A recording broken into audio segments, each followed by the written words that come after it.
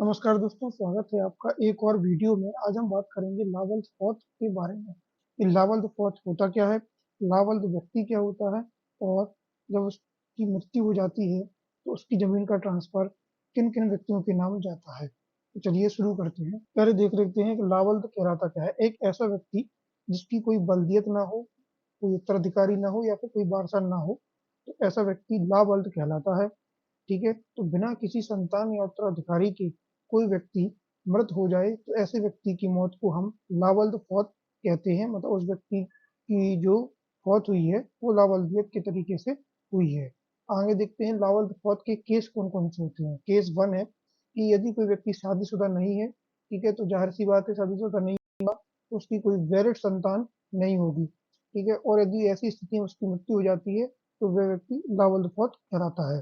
दूसरा, यदि शादी हो गई है किंतु संतान ना हो और पत्नी या पति में से कोई भी मौत हो गई हो और कानूनी तौर पर उसको परित्यक्त कर दिया गया हो या फिर दोनों में आपस में डाइवर्स हो गया हो, ठीक है, और फिर उसके बाद मतलब कि संतान ना हो, टोटल ना ही पत्नी हो, कोई उत्तराधिकारी ना हो, ठीक है, जब वो व्यक्ति मृत हो तब कैसी भी स्थिति रहे, बस उसकी कोई संतान या उत्तराधिकारी या पत्नी उस स्थिति में मृत होने के बाद ना हो तो वो व्यक्ति लावल्द फौत कहलाता है। अब लावल्द फौत व्यक्ति की जमीन ट्रांसफर किसके नाम होती है ये देख सकते हैं। तो लावल्द फौत की स्थिति में जो संपत्ति का ट्रांसफर है वो वंश वृक्ष में क्या है, नीचे की ओर ना होकर ऊपर की ओर होगा।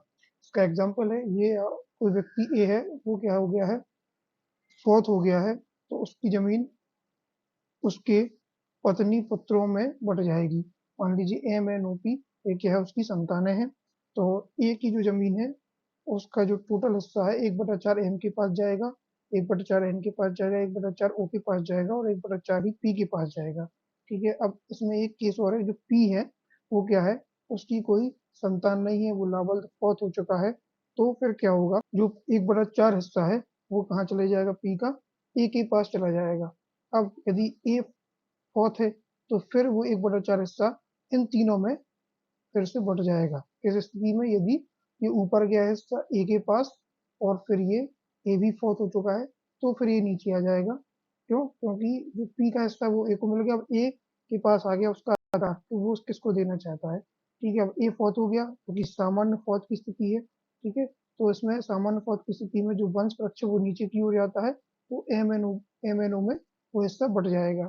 ठीक है, अब इसी में देखते हैं कि जो एम व्यक्ति है या संतान है वो फौत हो गया है, उसके ए और बी दो बच्चे हैं, तो जो टोटल जमीन इसका जो टोटल जमीन का जो 1/4 ये मिला और फिर ये पी का 1/4 का 1/3 इसको ये मिला, तो जो टोटल जमीन इसके पास है वो इन दोनों में बट जाएगी। ठीक है, उसकी संतान बट जाएगी। अब दूसरा केस है कि यदि ए जिंदा है, ठीक है, और पी मृत हो गया है, तो क्या है कि मान लीजिए उस इसने कोई जमीन खरीदी हुई है और ये लावल्द फौत हो चुका है। ठीक है, तो जो जमीन है वो किसके नाम जाएगी, वो जमीन जाएगी फिर ए के पास।